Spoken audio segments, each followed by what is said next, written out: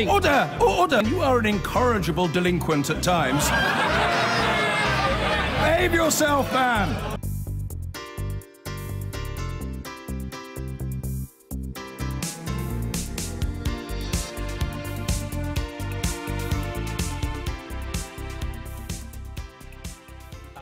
Now, somewhere between warm summer nights, endless sunny days, school holidays without threat of rain and seas warm enough to swim in, we've forgotten that all this is not normal. And it's not just us. It's not normal to see Sweden in flames. It's not normal to see Japan's elderly dying from heat exhaustion. It's not normal to see Algeria setting new records in the 50s for African heat.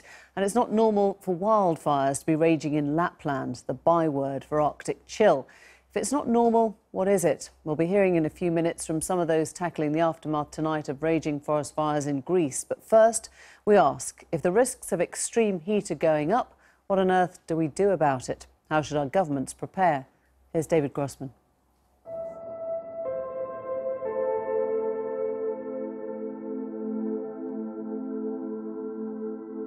It's hard to escape the conclusion that something out of the ordinary has happened to our weather.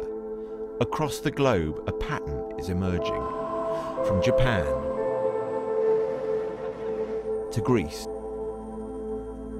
to the Arctic Circle to here in the UK. The question, of course, is what is happening? I would be pretty certain that you couldn't have had this hot air, this heat event that we've got at the moment without climate change.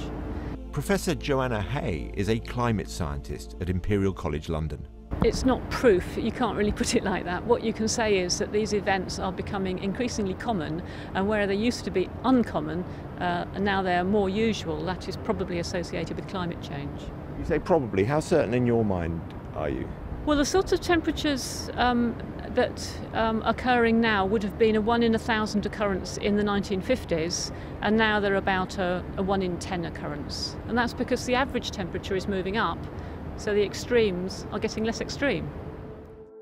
So how extreme? Well, if we take the average temperature for January to June from 1910 to the year 2000, and we use that as our benchmark, and then we plot every year from 1880 to 2018 to show how far above or below that average line they fall, well, the pattern is very clear.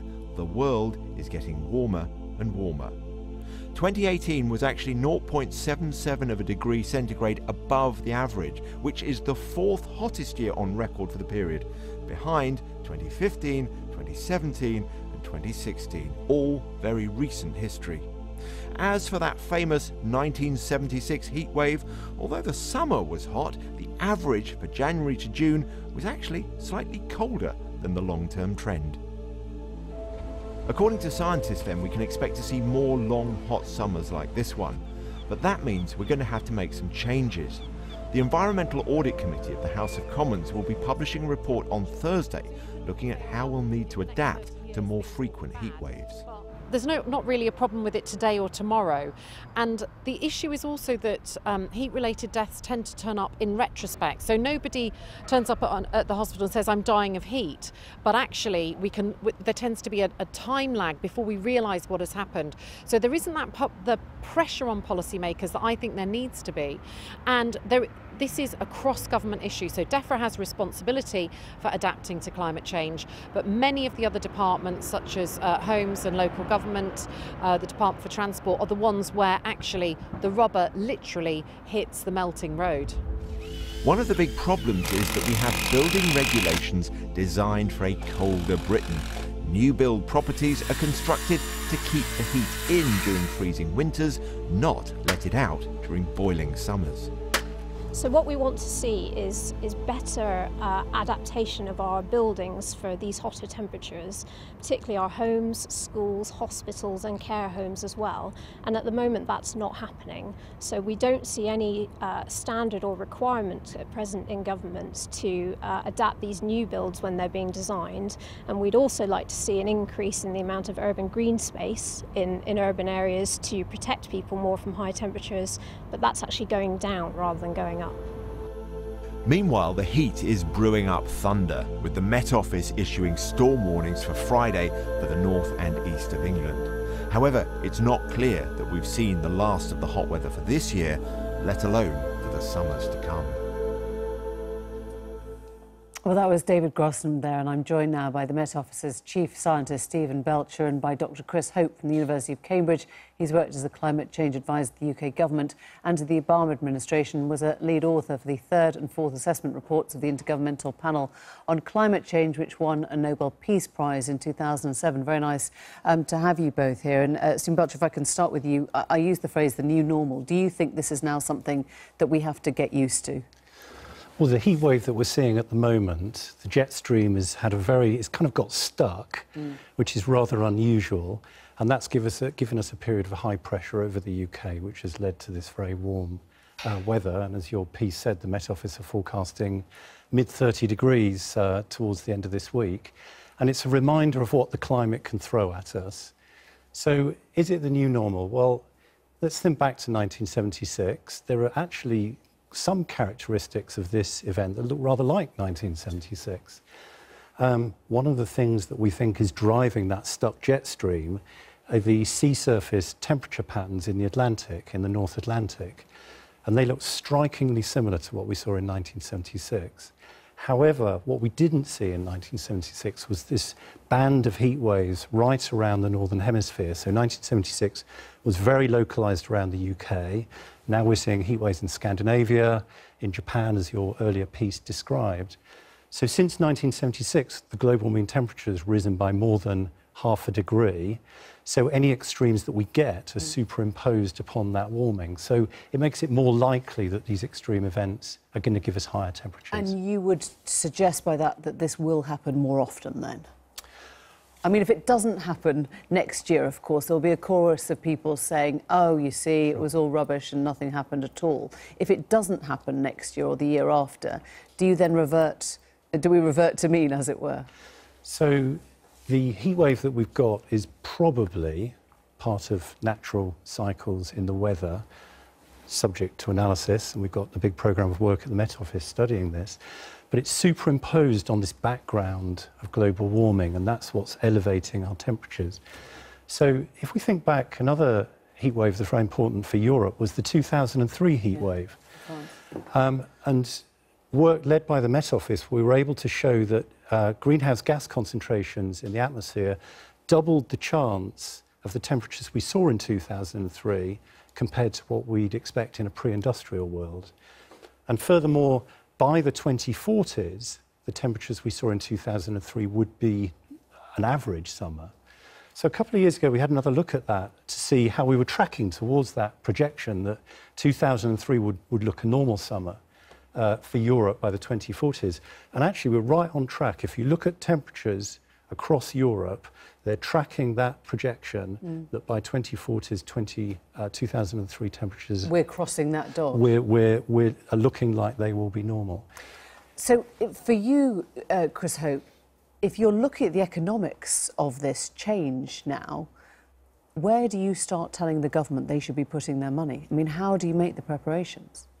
Well, as Stephen has said, and as your report showed, the temperature rise that we've seen up to date has been about 1 degree compared to pre-industrial times. And if we carry on as we have been doing in terms of emitting the greenhouse gases, then it's likely that by the end of this century, the temperature will have risen by probably 4 degrees. It may be 3, it may be 6, but round about 4 degrees. And so we would expect to see far more of these kind of events occurring.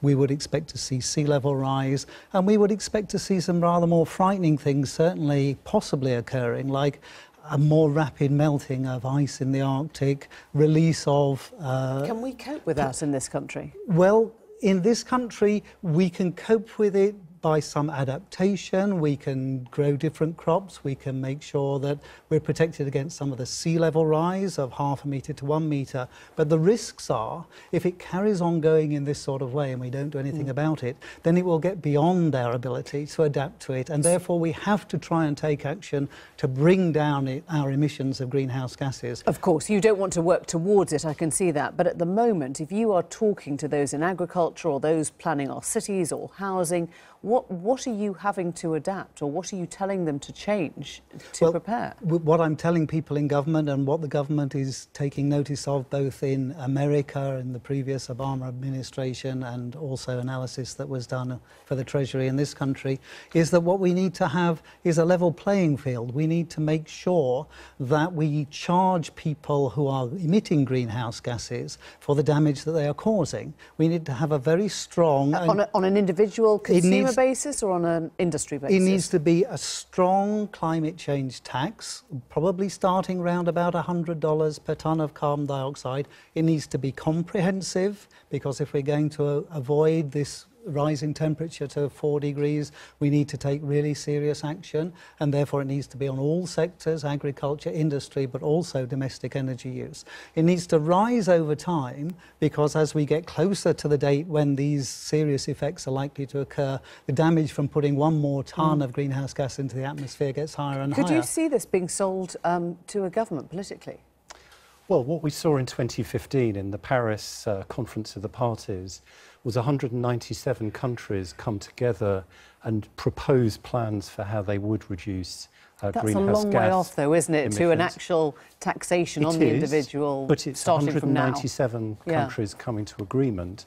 And I think one of the landmark scientific contributions ahead of that was to understand how, as we add each tonne of carbon to the atmosphere, how much global warming we might expect. So that gives us a budget as an international community for how much carbon we can emit to stay below those ambitious targets. But briefly, is there any Paris. upside to what is happening now? I mean, can you look and see the savings, for example, on fuel? Do we worry less about, security of fuel? Would you be looking at an upside to this? Any upside that we've seen would probably been in the past, with temperatures rising maybe a half a degree or something like that. We're certainly getting into the state where we're not seeing an upside, we're seeing a downside. And the way to sell this argument, and it's been accepted by more than 50 governments and organisations across the world, is to say, when you put this climate change tax on fossil fuels, you reduce the taxes on other things, on income, on sales, on national insurance. You reduce so you make the taxes, it your priority. You reduce the taxes on things you want to encourage, like employing people, and you put the taxes on things you want to discourage, like emissions of greenhouse gases, and we can make the economy work better by doing that. Gentlemen, thank you both very much. Thanks for coming in.